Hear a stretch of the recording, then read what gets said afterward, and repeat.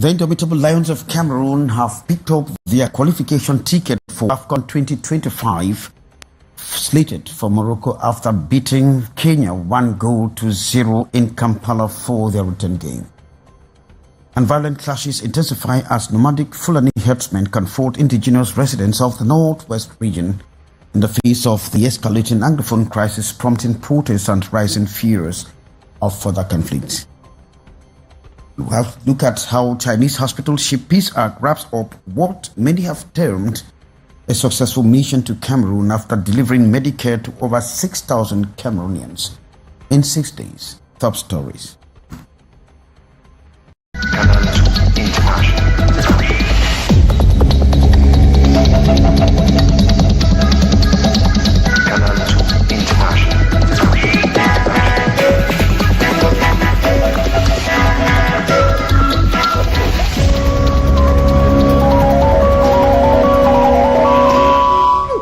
Thanks and welcome to join us. Our social media handles and other platforms are open for consultation on Canal International.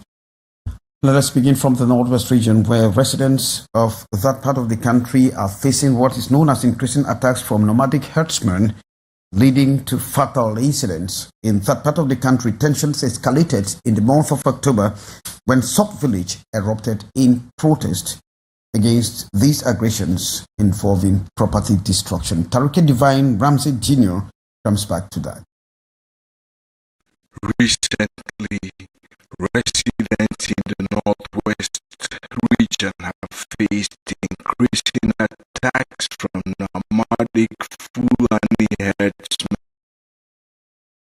For that poor quality of those pictures, we'll be coming back to it subsequently, but it's time for us to say that, well, the indomitable Lions of Cameroon, will begin from there, have picked up their qualification ticket for the African Cup of Nations 2025, slated to take place in Morocco after beating Kenya, that is the Harambee Stars of Kenya, by 1-0. It was a return leg that took place in Kampala, and of course Cameroon's lone goal was scored by a newcomer, Boris Takan, and the lone goal was scored by Boris Takan from a free kick spot few minutes after his entry into the game. Mark Breeze and his boys, of course, have qualified for the biggest football jamboree with 2 matches at hand against Zimbabwe and Namibia. Of course, these matches will be played home and away. Well, we'll be coming back soon on the developments in the course of the news. But now let's hook up straight in Widikum, where Sherifa Sari and Annie Collins are telling us that the Widikum people are poised for a bounce back of peace in that part of the country. Of course, the senator for that area actually returned home 7 years after the crisis. Tous, Sherifa Sari, Annie Collins.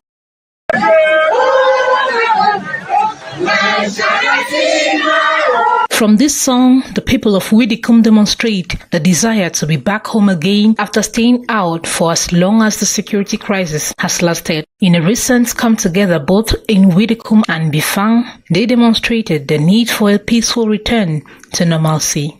We are very, very happy to say that he has come back to the village.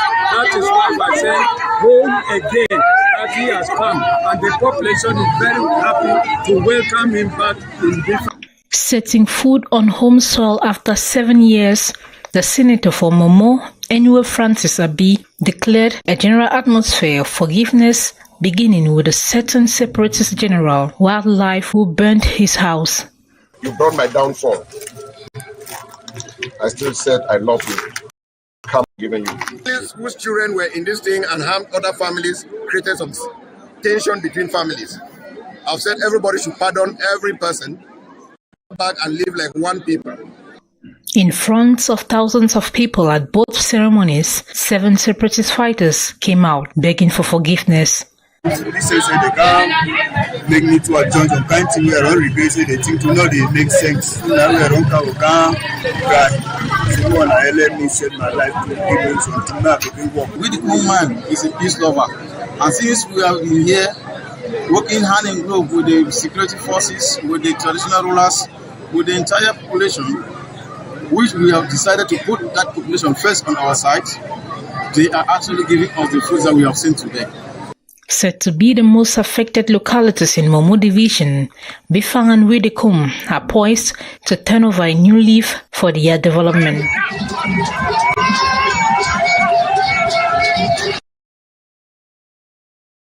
Well, thanks very much, Sherifa Saleh, for that report. Of course, with girls from our Northwest Chief Correspondent, Annie Collins.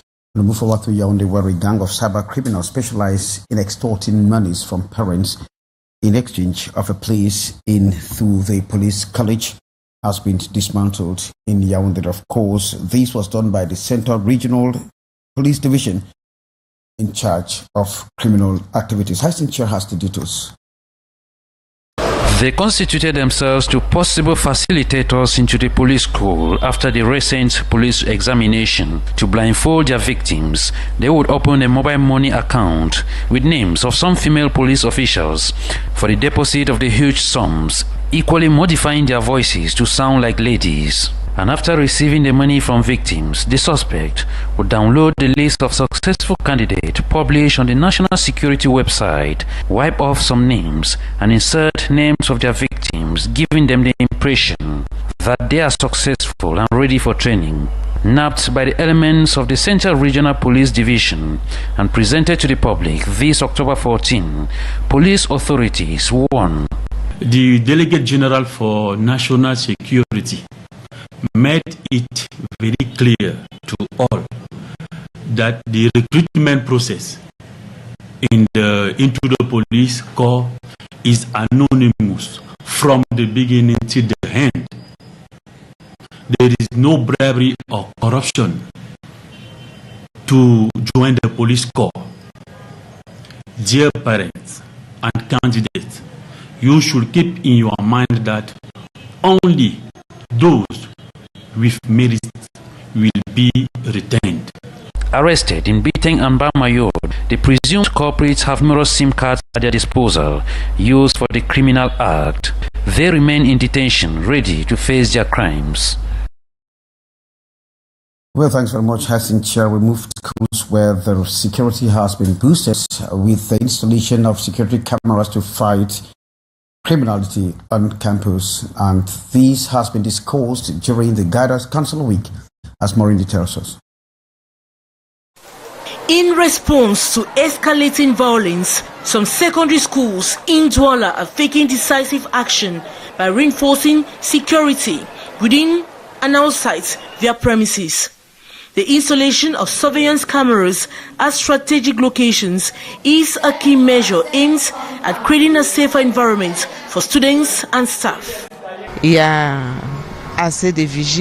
have surveillance cameras, but again, we have impromptu checks from the discipline masters and vice principals. We have impromptu checks in classrooms as well. And at the moment of registration, we make sure we select just the right students. Surveillance cameras are essential for security purposes. First, it signals students who jump through the fence, those who run away from classes, and those who play games around school. Surveillance cameras signals all of these. However, despite these security upgrades, the digitalization of students' records and the implementation of unique identification numbers remain significant challenges for many schools. This task has proven difficult, complicating efforts to improve administrative efficiency and student management. La digitalisation, c'est le lendemain du Cameroun.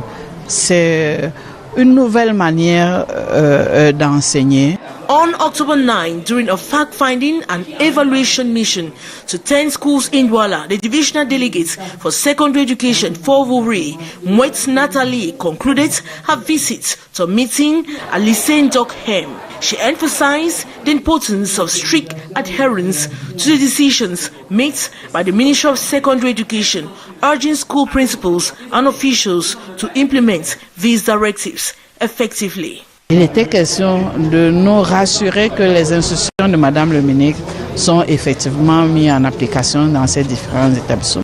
This visit marks Moet's Natalie's first official outing as a divisional delegate for secondary education in Vuri. Well, thanks, Maureen. And we move over to Bamenda, to the northwest region for yet another human interest story. And this time it is a lecturer in the University of Bamenda who is battling for survival in the hospital after the husband threw acid on her. That was last Saturday, and neighbors who rushed her to the hospital actually suspect that a scuffle might have ensued between the couple in the evening hours of that Aliate residence or at the Aliate residence in Quen, that is in Bamenda 3 subdivision. The husband, by Elias reportedly drank the same chemical product and died instantly. Well, we expected to have developments of that story, that pathetic story. And we move back to the campus where guardian counselors have been working to make sure they lead the children to informed choices of their career, as many of these students are known to have had misplaced priorities in their academic pedigree because they were not rightly informed. Of course, this falls in line with the guardian post law in Douala, Morindi. The official ratio of a guidance counselor is to students. Is one guidance counselor is to 300 students. But if you come into our schools, you find either there is no guidance counselors, or if you find guidance counselors 1, 2, 3, that is not the ratio is not really relative. Despite the growing demand for guidance, many students in government secondary schools find themselves with insufficient access to counseling services. Approximately in my school, Lycée Bilingue de Japoma, I'll say I attend to a day. Days that I don't have classes, because there are some days you go into classes. Days that I don't have classes, I can say 16 students or to 18. For instance, in a school with thousands of students, a counselor like Fembe Menyika can only meet with 16 to 18 students daily, leaving many without the necessary guidance. The challenge extends beyond mere accessibility. The task to career orientation for students remains largely unmet. Many young individuals miss out on critical advice that could shape their future path, leaving them uncertain about their choices after graduation. That is the Senkiem classes, for instance. It begins all from there. We have the choix de langue. On October 11, guidance counselors from different schools gathered at College Libeman in Douala for the launch of the Guidance Counseling Day. The event, chaired by the regional delegates for secondary education, emphasized the urgent needs for counselors to be proactive and focused in their efforts. She called upon them to step up and better address the pressing needs of students in their schools. They are the one who have to highlight what is important for the students and what is important for the whole community. So I would like them to be there, to be closer to the students and to be closer to the parents when they need them. As the conversation around educational support continues, the call to action for guidance counselors has never been more crucial. Without significant changes in staffing and resources, many students may continue to face uncertainty regarding their academic and career futures. For that report, and small and medium-sized enterprises in Cameroon, which constitute 89% of the economic life wire, continue to face what is known as a significant challenge in financing themselves. And of course, these have been addressed in a forum at the Cameroon's Employers Cattle Jekan that held talks recently. Of course, the government is pledging to make sure they will assist medium-sized enterprises to come out from these economic goals by boosting their performance. I'm Gladys Dibra. Small and medium-sized enterprises in Cameroon constitute the backbone of the country's economy, making up 89% of enterprises, contributing 36% to the national gross domestic product and generating 70% of jobs. Despite these, only 52% of loans are granted to these businesses, with lack of access to financing remaining a significant barrier to their growth and sustainability. C'est beaucoup plus les canaux de financement. Access to financing and to the markets are some of the difficulties faced by small and medium-sized enterprises. Banks and microfinance institutions are deaf to our needs. They always ask for guarantees, which we don't have. So we resort to thrift contributions, assistance from families, which are sometimes not evident.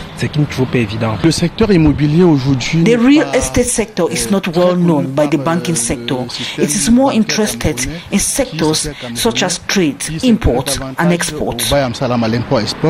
In a bid to address these challenges, the Cameroon Employers Association, GECAM, brought together key players to discuss ways to enhance the performance and profitability of small and medium-sized enterprises.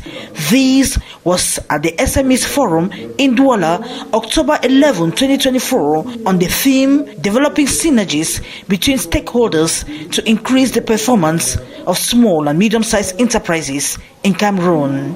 They face a lot of challenges. The first one is the lack of infrastructure.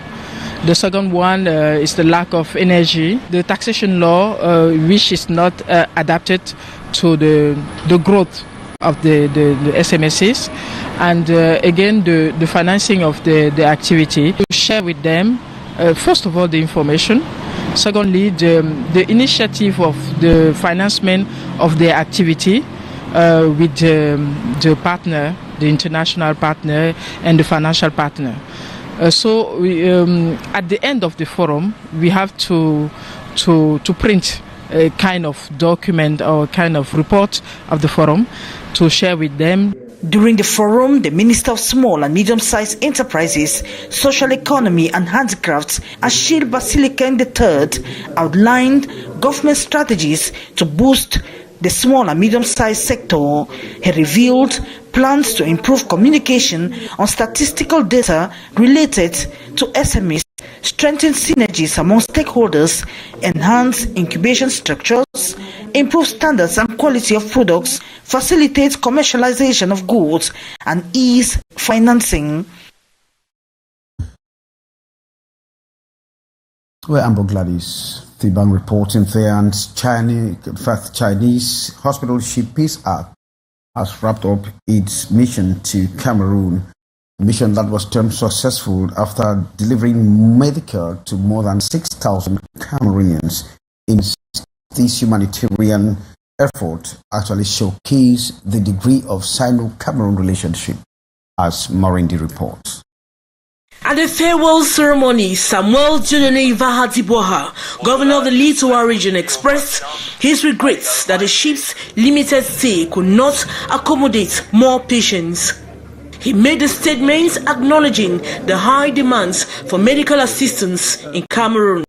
Initialement estimé à 600 patients par jour, a tenu ses promesses et a fait face à un effectif de 6,812 personnes. The governor also emphasized the successful transfer of expertise from the 106-member Chinese medical team to their Cameroonian counterparts, enhancing local healthcare capabilities.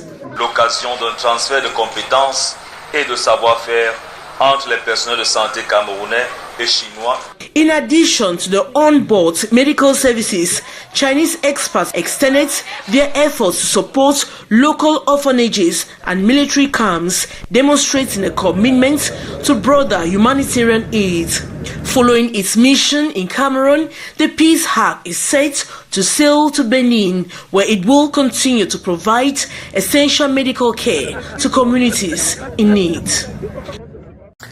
Morindi wraps up this edition of the 650 News, in which you got information that the Indomitable Lions of Cameroon, of course, have picked up their qualification ticket for the AFCON 2025 that is slated for Morocco this day. They beat the Harambee Stars of Kenya by 1-0. The match took place in Kampala. Of course, got information how violent clashes between nomadic herdsmen and indigenous of the Northwest region has taken an escalating turn, and how many and how the small and medium-sized enterprises are facing financial challenges to emerge. I'm Kejang Henry Atembe, thanking you for being there with us. And of course, coming up is the brief de l'actualité. Matthew Fangwa and his team of experts will be commenting on the just ended game, Cameroon versus Kenya, or Kenya versus Cameroon. Thank you.